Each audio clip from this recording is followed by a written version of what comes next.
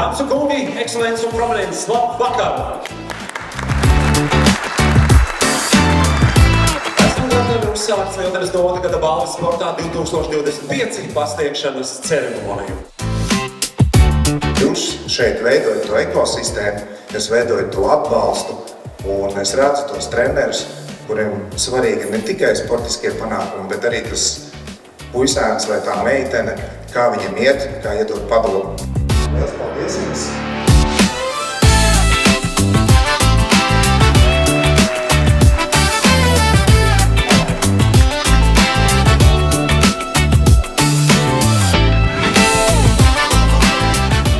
Šodien Smiltenes kultūras centrā notiek Smiltenes novada gada balvas sportā 2025.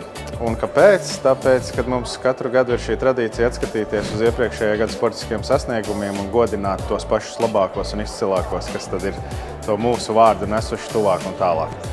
Aizvadīto gadu vērtēju kā labu, neteikšu ne izcilu, ne sliktu, skatoties tīri no tādiem skaitliskiem rādītājiem. Šodien mums bija 33 nominanti, kas saņēma balvas. Daži gan, protams, šīs balvas nevarēja saņemt tīri objektīvu iemeslu dēļ, jo nebija uz vietas. Daži ir treniņu nometnēs siltajā zemēs, daži vienkārši mācās ārpus valsts.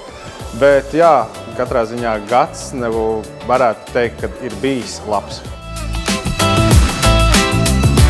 Gulta ar savu pārēju Kauri iegūst zelta medaļu kanikrosā un sudraba medaļu spūderu klasē.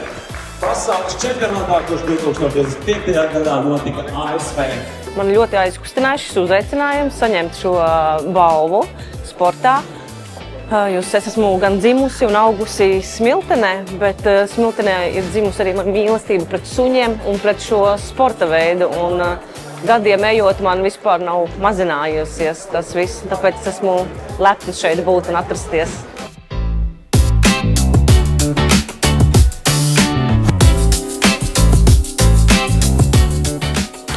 Latvijas Latvijas čempions 24 stundu rotaļlīgā jauno dzimuma grupā, veterānu grupā un superveterānu grupā. Kā arī šā gada jūlija sākumā Valders ar savu pārinieci no Igaunijas ir izcīnījis pasaules čempionu titulu rotaļlīgā jauno dzimumu superveterānu 55+ grupā. Paldies, mums ir tāds pārsteigums negaidīts. Esmu dzimis audzis sēcinieks. Atmodas laikā iemaldījies vecākiem draugus apkārtnēm. Un tad novada reformas rezultātā es jau neesmu sēcinieks, esmu smiltenietis tagad kļūst.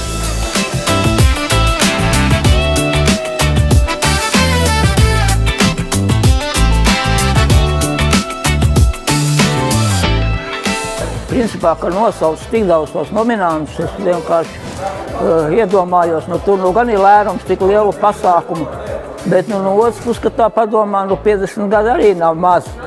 Un tagad ar šogad jāiet jaunajā 50 gadē, tātad jāturpina viss. Apbalvojums man ļoti daudz nozīmē.